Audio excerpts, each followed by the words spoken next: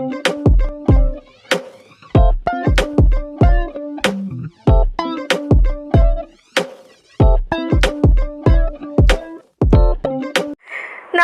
दोस्तों, आज की हमारी कहानी देशभक्ति के ऊपर आधारित है।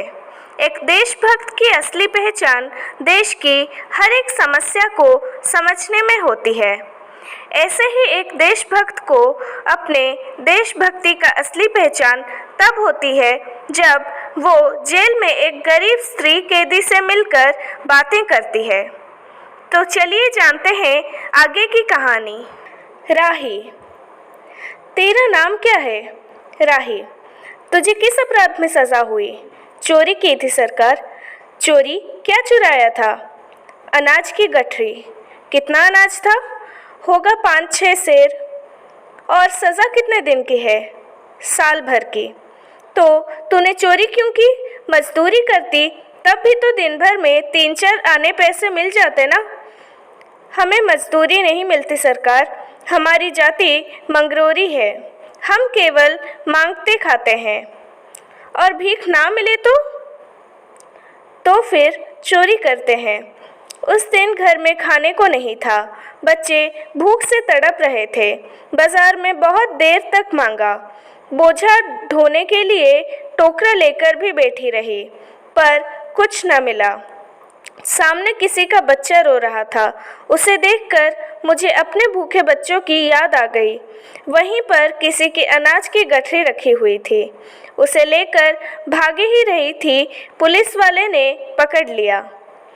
अनीता ने एक ठंडी सांस ली और बोली, फिर तूने कहा नहीं कि बच्चे भूखे थे इसलिए चोरी की? संभव है इस बात से मजिस्ट्रेट कम सज़ा देता। हम गरीबों की कोई नहीं सुनता सरकार। बच्चे आए थे कचहरी में, मैंने सब कुछ कहा पर किसी ने नहीं सुना। राही ने कहा। अब तेरे बच्चे किसके पास हैं? उनका बाप है? अनीता ने पूछा। राही की आंखों में आंसू आ गए। वो बोली, उनका बाप मर गया सरकार। जेल में उसे मारा गया था, वहीं अस्पताल में वो मर गया। अब बच्चों का कोई नहीं है।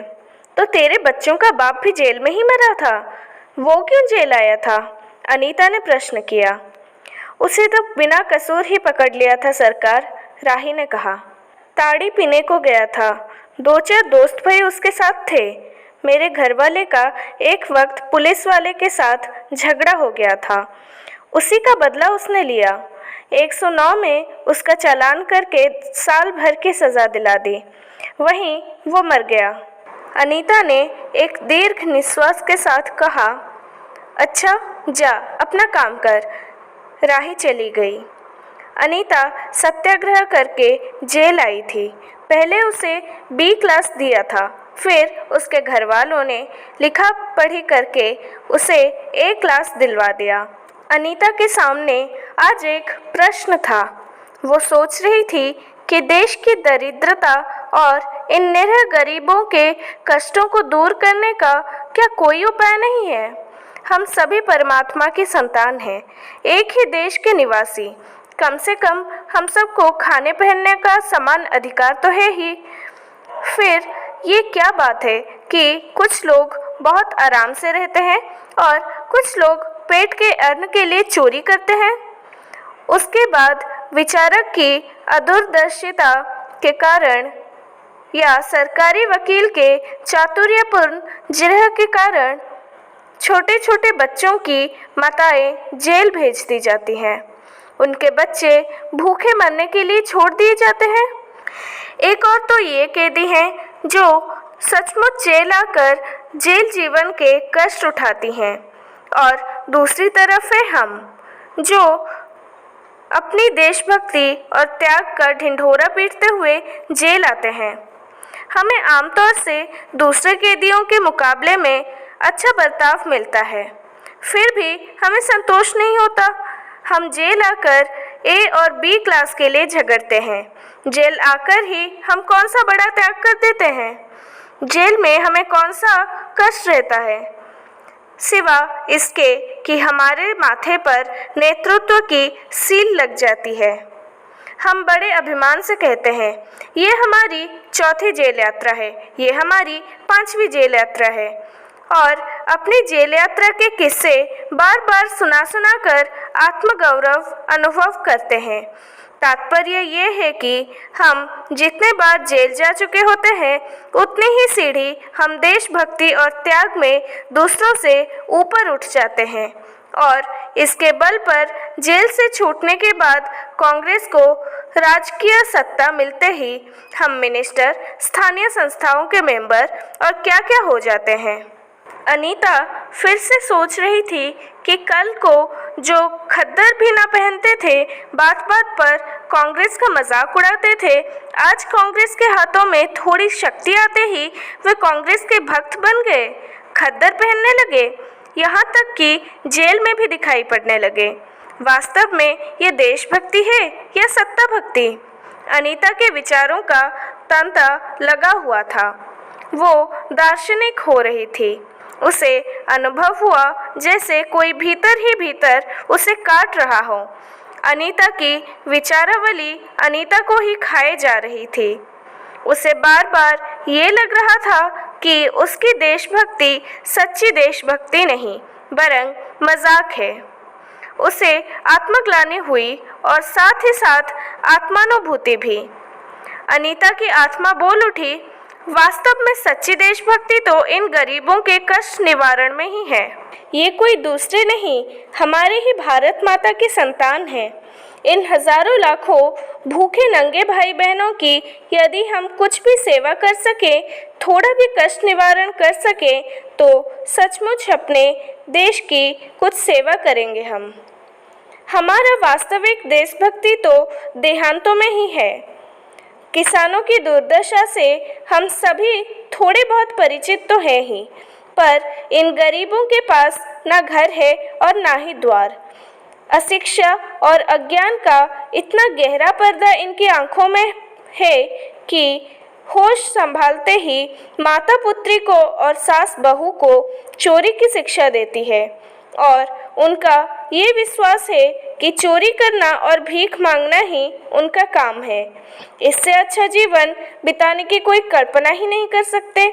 आज यहाँ डेरा डाल के रहे तो कल दूसरी जगह चोरी की, बचे तो बचे, नहीं तो फिर 1-2 साल के लिए जेल।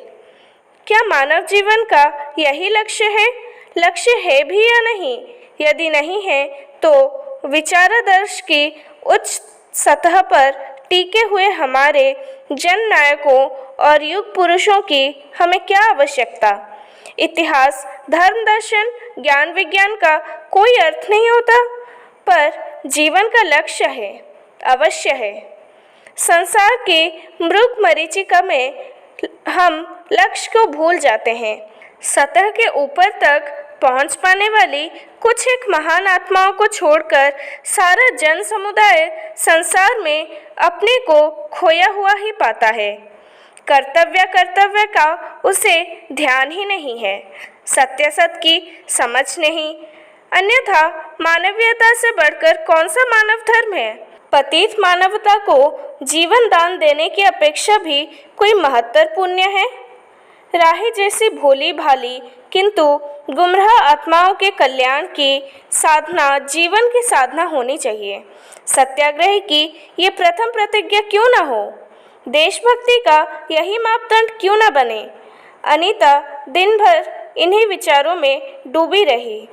शाम को भी वो इसी प्रकार कुछ सोचते सोचते सो गई। रात में उसने सपना देखा कि जेल से छूटकर वो इन्हीं मांगरोरी लोगों के गांव में पहुंच गई है। वहां उसने एक छोटा सा आश्रम खोल दिया है। उसी आश्रम में एक तरफ छोटे छोटे बच्चे पढ़ते हैं और स्त्रियां सूत काटती हैं, तो दूसरी तरफ मर्द कपड़ा बुनते हैं और रुई धुनकते हैं। शाम को रोज उन्हें धार्मिक पुस्तकें पढ़कर सुनाई जाती हैं और देश में कहाँ क्या हो रहा है ये सरल भाषा में समझाया भी जाता है। वही भीख मांगने और चोरी करने वाले आज आदर्श ग्रामवासी हो चले हैं। रहने के लिए उन्होंने छोटे छोटे घर बना लिए हैं। राही के अनाथ बच्चों को अनीता अपने साथ रखने लगी है। अनीता यही सुख स्वप्न देख रही थी। रात में वो देर से सोई थी। सुबह 7 बजे तक उसकी नींद न खुल पाई। अचानक स्त्री जेलर ने आकर उसे जगा दिया और बोली, आप घर जाने के लिए तैयार हो जाइए। आपके पिता बीमार हैं, इसलिए आप बिना शर्त छोड़ी जा रही हैं। अनीता अपने स्वप्न को सच्चाई में परिवर्तित करने की एक मधुर कल्पना लेकर अपने घर चली गई। ये कहानी हमें ये सीख देती है कि सिर्फ आंदोलन करके जेल जाने वाले देशभक्त नहीं कहलाते हैं। असली देशभक्त वो हैं जिन्हें देश में होने वाले हर एक घटना की खबर हो और गरीब लोगों की मुसीबतें और उनकी कठिनाइयों को समझने जितनी समझ हो। जो इंसान दूसरे इंसानों का दुख दर्द न समझ सके, वो देशभक्त तो क्या, देश का नागरिक कहलाने लायक भी नहीं है। आशा करती हूँ कि आप सभी को आज की ये कहानी अच्छी लगी होगी। अच्छी लगी हो तो लाइक और सब्सक्राइब ज़रूर करें और अपने दोस्तों को शेयर करना ना भूलें।